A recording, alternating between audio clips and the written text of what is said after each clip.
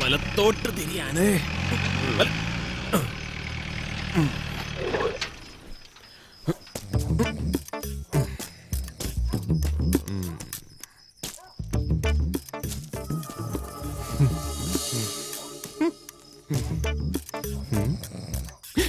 വടക്കൻ വീട്ടിൽ.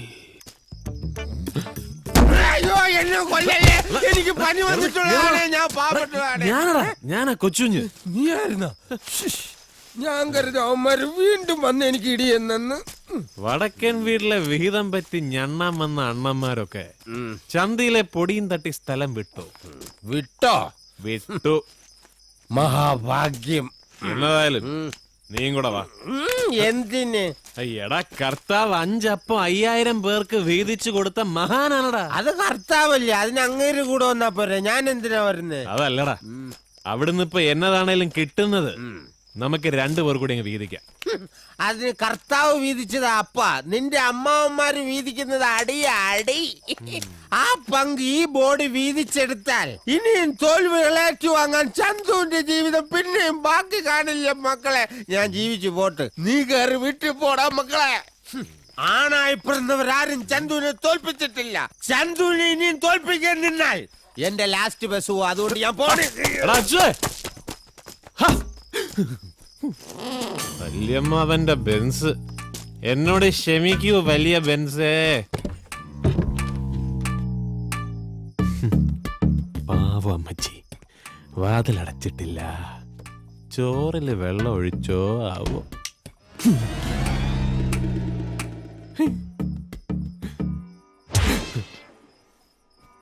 അയ്യോ നമസ്കാരം.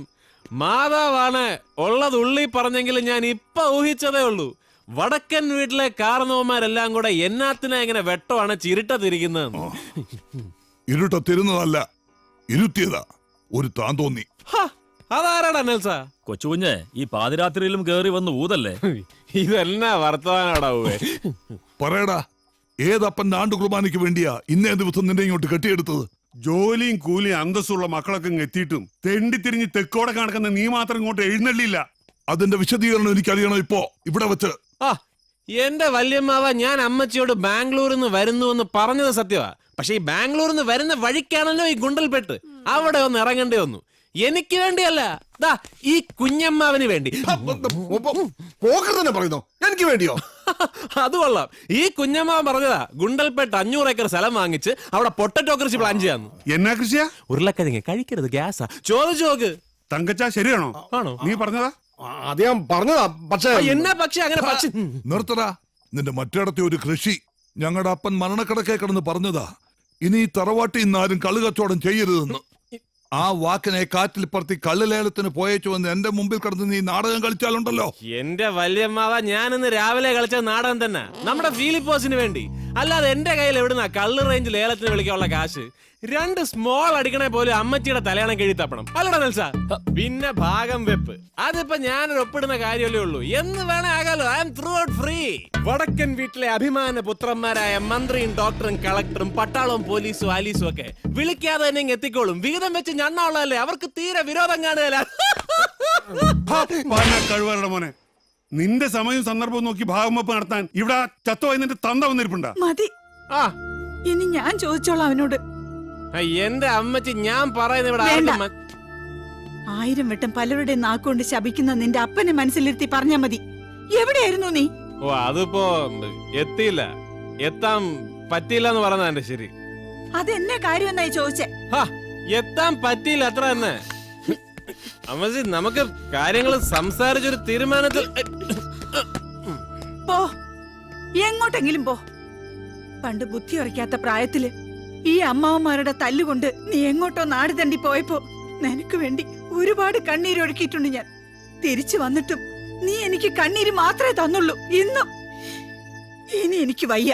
പൊയ്ക്കോ, എങ്ങോട്ടെങ്കിലും പൊയ്ക്കോ. ഇത്രത്തോളം അമ്മച്ചി പറഞ്ഞ സ്ഥിതിക്ക് കൊച്ചു ഞുള്ളി തട്ടി ഒരു കാര്യം പറയാൻ പോവാ. Good night. എന്നാൽ ഇത് ഇന്ന് രാത്രിയിലത്തേക്ക് മാത്രമുള്ള ഗുഡ് നൈറ്റ് ആണ്, എന്നത്തേക്കുമുള്ളതാണ് എന്നാരും തെറ്റിദ്ധരിക്കണ്ട. അപ്പൊ പാക്കല.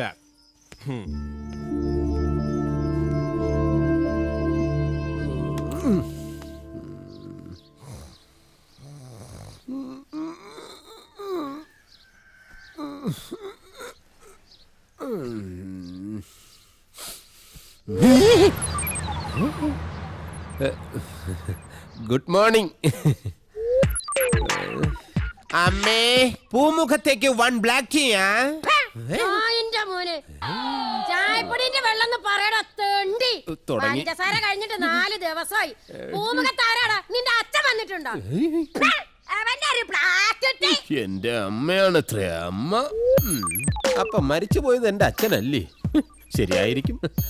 ഞാനാണെങ്കിൽ ലേശം വെളുത്തിട്ട, അച്ഛനാണെങ്കിൽ പ്യൂർ ബ്ലാക്കും. അമ്മേ, ബ്ലാക്ക് ടീ ഇല്ലെങ്കിൽ വേണ്ട, പഴയ പോലെ പഴകഞ്ഞി വെള്ളം തന്നെ എടുത്തോ. നായിന്റെ മോനെ എന്നാ തുടക്കം. മിക്കവാറും ഇന്നും നായി നക്കും എന്റെ ജീവിതം. രാവിലെ തന്നെ പത്രം വന്നു. ഭാഗ്യം, എടുത്തു വച്ചേക്ക, എന്തേലും പൊതിഞ്ഞോണ്ട് പോവാ. ചരമക്കോളത്തിന്റെ അങ്ങാടി നിലവാരം നോക്കാം. ഇന്ന് ഇത്രേ ഉള്ളൂ. ചരമക്കോളം ലൈവാ? ഇതെപ്പോഴെത്തി? ഈശ്വര, ആരെങ്കിലും കൊന്നിട്ടതാണോ എന്തോ? ആവു, ചത്തിട്ടില്ല. ഡാ വടക്കം വീടാ, എഴുന്നേറാ.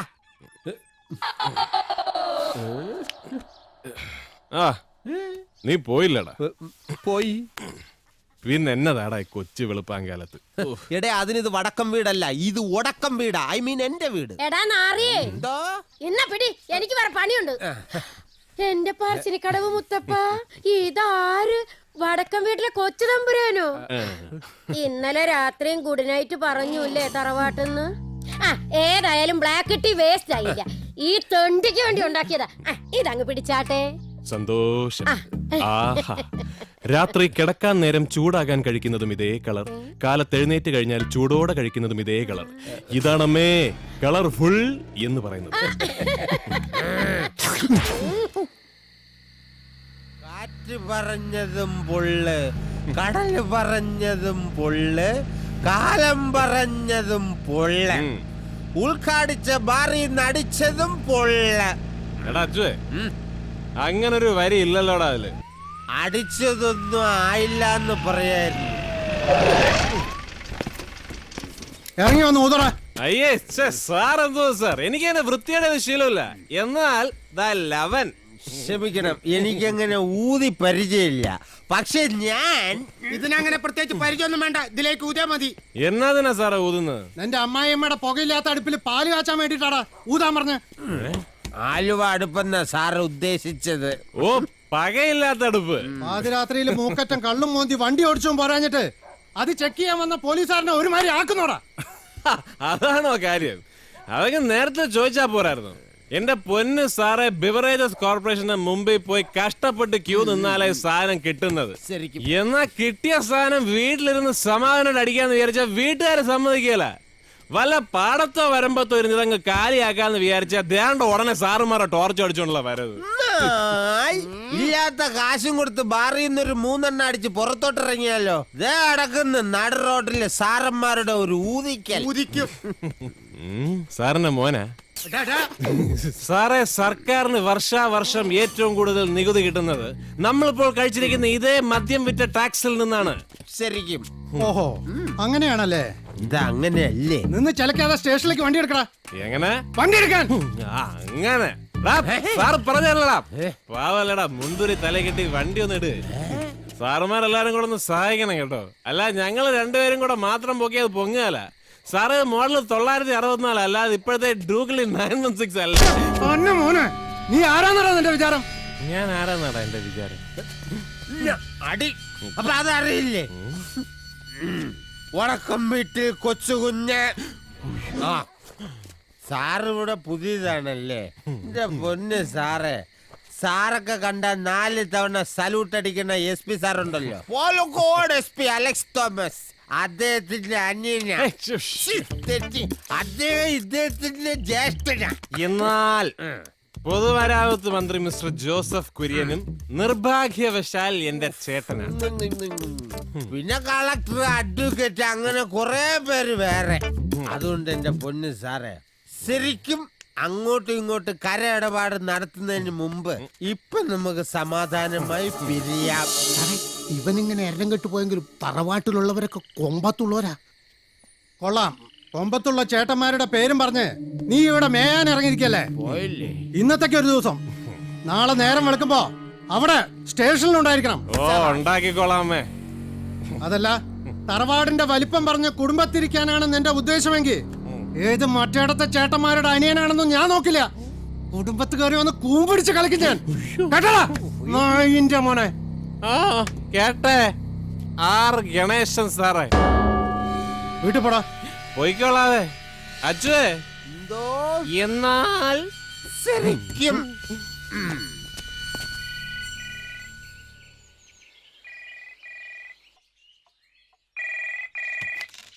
ഹലോ അപ്പാ ഞാനാ അലക്സ്. എന്നതാടാ? കാര്യം മറ്റൊന്നുമല്ല, ആ എരണം കെട്ടവൻ തന്നെ. അവൻ ഇന്നലെ രാത്രി അവിടെ ഡ്യൂട്ടിയിലിരുന്ന SIയെ കൈവച്ചു. അവന്റെ പരിപ്പ് എടുക്കാനായിട്ട് സ്റ്റേഷനിൽ എല്ലാരും കൂടെ അങ്ങോട്ട് വരാൻ തുടങ്ങുക, വടക്കം വീട് തറവാട്ടിലോട്ട്. SP അലക്സ് തോമസിന്റെ അനിയനെ SIയെ കൈകാര്യം ചെയ്തതിന്റെ പേരിൽ വീട്ടിൽ കയറി പൊക്കിയുന്ന ഡിപ്പാർട്ട്മെന്റിൽ അതിന്റെ റിസൾട്ട് വരിക. ഞാൻ എന്നാ വേണമെന്ന് അപ്പം പറ. ഈ തൊപ്പി ഉരി വെച്ച് തറവാട്ട് പറമ്പിൽ കിളക്കാൻ ഇറങ്ങണോ? നീ ഒന്നും വേണ്ട, അതെന്നാ വേണമെന്ന് ഞാൻ കാണിച്ചു തരാം. ഈ കോണിപ്പടി കിട്ടിയിരുന്നെങ്കിൽ പുത്തൂര് രമണിയുടെ വീട്ടില് മതില് ചരമായിരുന്നു. കറക്റ്റ് പൊക്ക.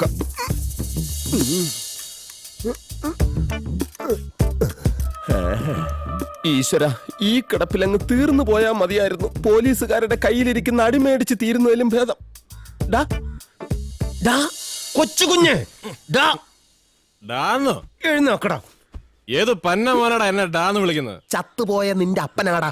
ദാ ഇവിടെ ഈ ഓട്ടും പുറത്ത്.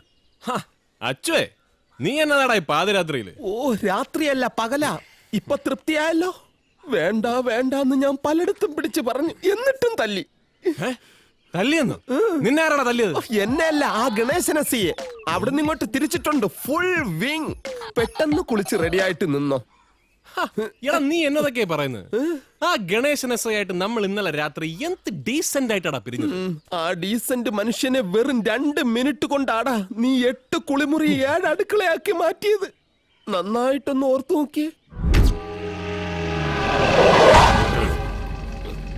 എടാ അജുവേ, ആ ഗണേശൻ SI അവസാനം വിളിച്ച നായിന്റെ മോനേല് ഒരു ഭീഷണിയില്ലടാ. ശരിക്കും അതുള്ളതാ. എന്നാ പിന്നെ ഗിയർ മാറ്റല്ലേ? അയ്യോ വേണ്ട, വേണ്ടെന്ന്. നീ കൊച്ചുഞ്ഞിന്റെ തറവാട്ടിൽ കയറി വന്ന് എന്റെ കൂമ്പിടിച്ച് കളക്കും അല്ലടാ SI കഴിവറട മോനെ.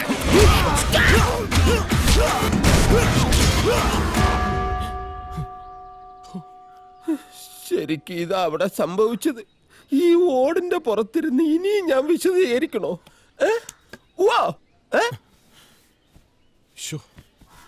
എന്നതല്ലേ ഇതിങ്ങനെ പോയാ എന്നതാവൂല്ലേ? വേണ്ട, ഞാൻ ഇനി കള്ളുകൂടി നിർത്താൻ തീരുമാനിച്ചടാ. ശരിക്കും ആൾക്കാരെ മറന്നിട്ട് നമുക്കിനി ഒരു പെഗ് പോലും അടിക്കണ്ട. ആ അത് പോട്ടെ, ഈ നടന്ന സംഭവത്തിലോട്ട് ഞാനിപ്പോ എന്നതാ വേണ്ടത്? വേണ്ടതെന്നതാന്ന് ഞാൻ പറയാം. ഇവിടുന്ന് 27 വയസ്സ്. പോലീസിന്റെ കുപ്പായമിട്ട് ഇന്നേവരെ ഒരുത്തനും ഒരു താൻ തോന്നി അന്വേഷിച്ച് ഇങ്ങോട്ട് കയറി വന്നിട്ടില്ല. നീ ഒരുത്തൻകാരന് അങ്ങനെ വല്ലതും നടന്നാ പിന്നെ വച്ചേക്കത്തില്ല തോമച്ചൻ. വാ പൊളിച്ച് നിൽക്കാതെ ഇറങ്ങടാ പുറത്ത്. ഇറങ്ങുവാ അന്നേ. എന്നാലും അമ്മാവ, കൊച്ചുഞ്ഞിങ്ങനെ കക്കൂസി പോലും പോവാതെ ഇതേപടി പോലീസ് സ്റ്റേഷനിലോട്ട് കെട്ടിയെടുത്ത ആ ചീത്തപ്പേരും ഇതേ തറവാട്ടിന് തന്നെ അല്ലയോ? അധിക പ്രസംഗി. ഇനി നിന്റെ ആസനം കഴിയാൻ പോലീസാണ്. എന്റെ പൊന്ന് സാറേ, ഞാനൊന്ന് പറഞ്ഞോട്ടെ. ഇനി ഒന്ന് പറയുന്നത് പോലീസ് സ്റ്റേഷനിൽ അഹങ്കാരമായി പോവെങ്കിൽ ഒരു അരയെങ്കിലും പറഞ്ഞോട്ടെ, ഒരു ഹാഫ്. അറിയില്ല, ഒരു അണുമണി നിന്റെ നോക്കണെങ്കിൽ മോനെ എന്റെ തനി സ്വരൂപം നീ ഇന്ന് കാണും. നോക്കി നിൽക്കാതെ ഇടിച്ച് കലക്കണം.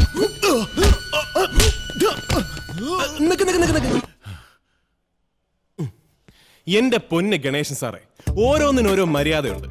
സാറിനെ ഞാൻ ഇന്നലെ ചവിട്ടിക്കൂട്ടിയതാണ് വിഷയമെങ്കിൽ അതിന് സാർ എന്നെ ചവിട്ടിക്കൂട്ടണം. അതാണ് അതിന്റെ ശരി. അതിനൊക്കെ അപ്പുറത്തേക്ക് സാർ ഒരു മഹാസത്യം മനസ്സിലാക്കണം. സാർ ഇപ്പോൾ കൈവയ്ക്കാൻ പോകുന്നത് ആരുടെ ശരീരത്തിലാണെന്നുള്ള സത്യം.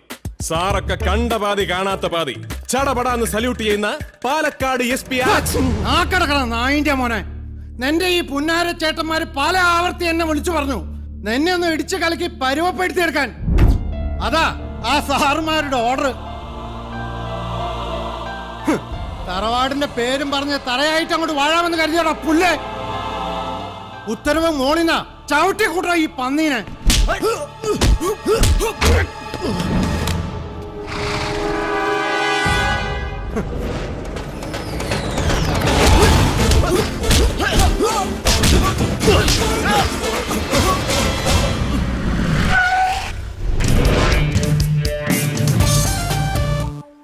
എന്റെ ഗുരുവായൂരപ്പ, ഈ വരുന്നതാരാ?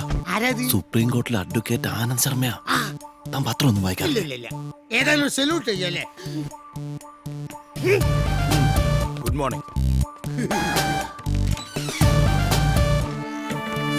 Mister Ganesh. I am advocate Anand Sharma. Please release them. அந்த போலீஸ்காரனை பத்தி தான் நான் சொன்னேன்.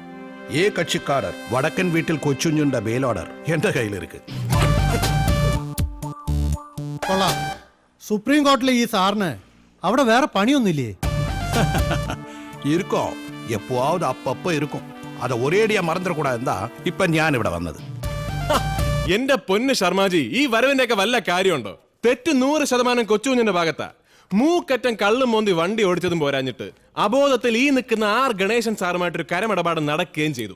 പക്ഷെ കണ്ണി കുത്തിയാ കാണാതിരുട്ടായതുകൊണ്ട് നമ്മുടെ അച്ചു അല്ലാതെ വേറെ ആരും ആ ഇടപാടിന് സാക്ഷ്യം വഹിച്ചില്ല. അയ്യോ, തുന്നലുണ്ടോ സാറേ? ബഹുമാനമുണ്ട് സാർ. നിങ്ങളുടെ ഈ കക്ഷി നിയമം തെറ്റിക്കുക മാത്രമല്ല ചെയ്തത്, അന്തസ്സായി ജോലി ചെയ്യാൻ ഇറങ്ങിയ ഒരു പോലീസ് ഓഫീസറെ അതിക്രൂരമായി ആക്രമിച്ച് കൊല്ലാൻ ശ്രമിച്ചു. അങ്ങനെ ഒരു എഫ്ഐആർ കൂടി ഞാൻ ഇവന്റെ പേരിൽ എഴുതി ചേർത്താ പിന്നെ ഈ നീളം കവർ മതിയാവില്ല. സാറിന് ഇവനെ ഇവിടുന്ന് അങ്ങോട്ട് ഇറക്കി കൊണ്ടുപോവാൻ. കറക്റ്റ്. ரொம்ப സിൻസിയർ പോലീസ് ഓഫീസറിന് സാർ ഇപ്പൊ പറഞ്ഞു.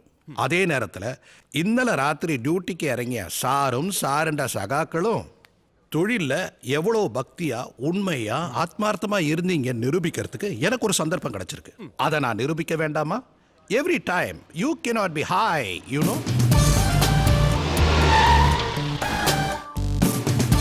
സോറി ശർമാജി, ഒരല്പം ലേറ്റായി. No you are on time. Doctor, எனக்கு இவரையும் இவர் கூட இருக்கிற எல்லாருடைய பிளட்டும் டெஸ்ட் பண்ணி இவங்க உடம்புல எவ்வளவு ஆல்கஹால் இருக்குன்னு தெரியணும். മനസ്സിലായില്ല.